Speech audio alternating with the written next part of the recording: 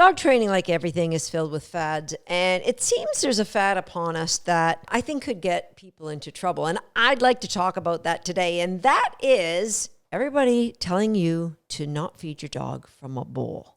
Yeah, I'm going to be that girl. Let's go.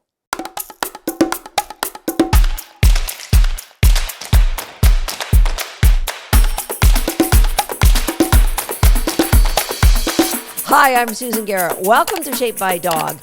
And I'm not going to say every meal your dog gets should come from a bowl, but I am going to say it's never a bad thing that at least part of your dog's meal comes from a bowl. And I think it's a really, really good thing to do as well. So let's jump into some of the ways you might be feeding your dog and why I could be contradicting myself on this one when I tell you feed from the bowl. So you could feed your dog with food puzzles or a topple, or maybe rolling food up in a towel, puppy bombs. You could feed them by scattering food in the yard. So all of those things get the dog to use their nose, their mouth, and their body when they're eating, which that isn't a bad thing. I'm on board for that. It does take some planning on your part, but even then, I still think the dog should learn to eat from a bowl as well. So I'm not saying those things are bad. I love those things. But there's other ways to feed your dog. You might feed your dog. Some people like to use a charcuterie board where you give your dog a selection of different foods. I think that is amazing for senior dogs or dogs who are, maybe their stomach doesn't feel great and they might want to choose this thing over the other one day or another. I've done that with my older dogs. Lick mats. Tater salad gets the vast majority of his food from a lick mat now. Brachycephalic, it's easier for him. It takes him 30 minutes to eat his meal from a lick mat, which it used to take him less than 30 seconds to eat his meal. And then he'd just lick the furniture. So lick mats, I love those. And the number one thing that everybody is trying to get you to do is to feed all of your dog's meals from your hand. Now, I'm a dog trainer. I'm a reinforcement-based dog trainer. And I'm telling you not to do that. And you're going to say, remember, Susan, you wrote that book, Ruff Love, and you told us in that book, Ruff Love, that all the meals should come from our hands. Well, I got a couple of things to say. Number one, I wrote this book back in 2000 and 2001. It was published, I think, in 2002. So a lot of things have changed in my life in the last 21 years. Number two, the book was written specifically for dogs that were having a relationship problem with their people. And so it was meant for a period of time to feed your dog all of their meals from your hands. Now, I'm not saying dogs shouldn't be fed from your hands. I think it's great. For me, I feed raw, so it's a little icky. I do use a spoon. It's an art I can share with you if you like. But I believe dogs should not be kept from their primary reinforcer because they have to earn it. I believe that dogs need that comfort and the security to know you're getting food from me. You don't have to be a good dog to get that. That's the commitment I made when I said, welcome to the family. So it isn't dependent upon you doing anything the right way. And that's what's getting me a little upset, is that people are saying, throw away the bowl. We're only going to feed your dog from your hand now. Yeah, no.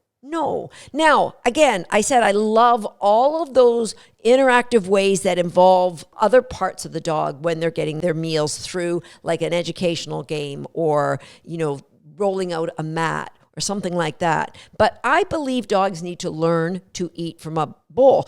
Whenever a dog is taking food on board, they may be learning something like in the educational game, but they're definitely being conditioned to something. So they're being conditioned to loving your hands, which is why in Ruff Love, I wanted people to feed their dogs from their hands. And so you've got to be aware, we want our dogs also to be conditioned to eat from a bowl. It's so important. Because there may be times when your dog is staying at a hospital. Maybe they need to eat their meals from a bowl there, or they're being boarded, or they're staying with a friend that they can't go to all the extensive things that you do.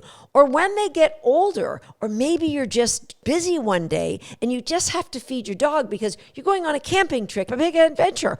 you've got to feed your dog from the bowl. If the dog's been conditioned that all of their meals come from a topple or a rolled up towel or your hands as you train them, they may not eat from a bowl. Trust me, I've seen it happen. And so I've always taken a portion of my puppy's food and let them eat it from a bowl. I want them to be happy to eat food from a bowl. And I've also seen this only hand feed dogs go very, very badly. So I've seen one puppy that came in for a private lesson, and the puppy was frantic, like anxious about food. And I was getting bit really hard when I tried to give the puppy food. And I think it was about 11 o'clock in the morning. And I said, when was this puppy last fed? And she said, well, last night when I trained. And I'm like, puppies need eating. And this puppy was getting so anxious, which is another thing I've seen when dogs are only hand fed. They get this anxiety. Some even get like a little bit guardy, whether that's because the food only comes when the person decides you're good enough. But there is definitely some anxiety when the dog has to be good enough to get your food. And I just don't think that's right. You know, we love our dogs. They should know you're going to get fed. And you know what, at 11 o'clock, we're going to go and we're going to do some learning, and that's going to be great. You're going to get fed some more. But I think the biggest problem is that people who are telling you to get rid of your dog's bowl, they don't want to go to the depths of education to share with you all the other ways to train a dog without using food. And I think that's the missing link here, because reinforcement is everywhere in your dog's life. Yes, reinforcement is in the form of food. And I'm not saying don't train with your dog's meals. I'm saying train with your dog's meals once the dog has had some food, so they're not so anxious about getting that food from you, so that they know a portion of their food will always come in a bowl. And someday when you've got to make that more than a little portion, it's easy for you. In the meantime, look at other ways that you can train your dog. We can train using reinforcement of activities. So you like to go for a car ride? Then I'm going to strategically plan. You've done like the best hand target ever just before I was going to take you for a car ride to go get ice cream anyway. Or we're not buying ice cream for our dogs. Come on. Or you know the dog loves to go for a swim. You know you're going to the park for a swim. So you might be working on, hold position. They get you a great hold position. You can reward with a toy, and then you're going to run out and go for a swim. There's so many other things you could be doing. I do reinforce my dogs with food, but I reinforce my dogs with interactive games with me. My dogs love to chase. The game of tug, a great game for rewarding a dog. Activities that your dog loves. Throwing a ball, throwing a frisbee, whatever it is, keep it handy to whatever behavior you're working on. And the ultimate reward is, let's go do something. Let's go toss around the football. All right, maybe the dog might be not great at catching it, but you get what I mean. So activities the dog loves. Keep them in mind, like, oh my gosh, my dog gets so happy when. Use that as a reinforcement. Like, your dog goes gaga when your mother comes over. Your dog just adores your mother. Then make sure that you're working on something and tell your mom, pop over at 9 o'clock. And your mom's going to be opening the door and you're going to go see. Ultimate reward, boom. Nothing is better. The dog is like, oh, it's grandma. So yes, food is a great resource to use in your training, but so are activities. So are toys. Your dog likes squeakies. Your dog likes toys that make weird noises when they roll along the ground. Whatever it is that your dog loves, that is a great reinforcement. But what happens too often, people know my dog loves it when I kick the soccer ball to him. So then go out, put the soccer ball in the backyard and do some loose leash walking. You get 2 steps of loose leash walking and then you say soccer ball and you run over to where it's standing in its enshrinement waiting for you to go over. Okay, maybe it's just sitting in the grass and you kick it for your dog. You might kick it a couple of times. All right, let's go back and do some loose leash walking. And guess what? Your dog's going to love loose leash walking because it potentially leads to the soccer ball. All right? Use your imagination, guys. Bottom line is Dogs should not have to earn the right to get fed from you 1 or 2 or 3 times a day, depending on the schedule of your dog. But yes, feeding your dog from your hand is a great way to build a bond with you. It's a great way to reinforce things that need to be reinforced over and over and over again, like the position of be at your side when they're walking on a leash. Yeah, I love walking with a bait bag somewhere on my body or cookies in my pouch of my jacket. I love doing that. There's little depots around my house everywhere where there's treats, but it isn't a measured amount of food for the dog. It's just extras. Now, you've got to keep an eye on your dog's weight. We weigh our dogs once a week, so we know what everybody weighs, and we know, okay, we got to cut back on the number of treats. That's never a problem. We give them enough exercise. Extra treats are never going to be a problem. So yes, I love hand feeding, but I don't love the fad of everybody telling you do not feed your dog from a bowl.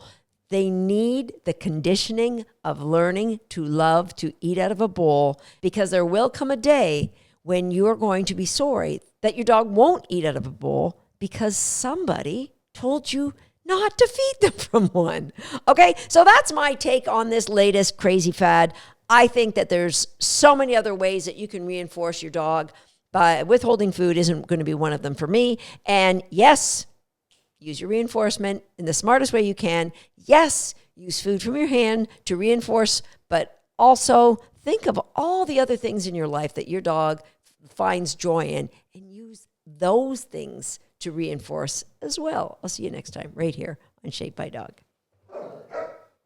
Yeah, like hearts for some dogs are a reinforcement, right, Swaggy? Now, he's in a hurry because apparently he hasn't hit the subscribe button, and he's got a lot further to go than you do. Go ahead and hit the subscribe button now, turning on that notification bell so you'll never miss another video. And if you're already a subscriber, that's for you. Go ahead and grab your absolute best reinforcement.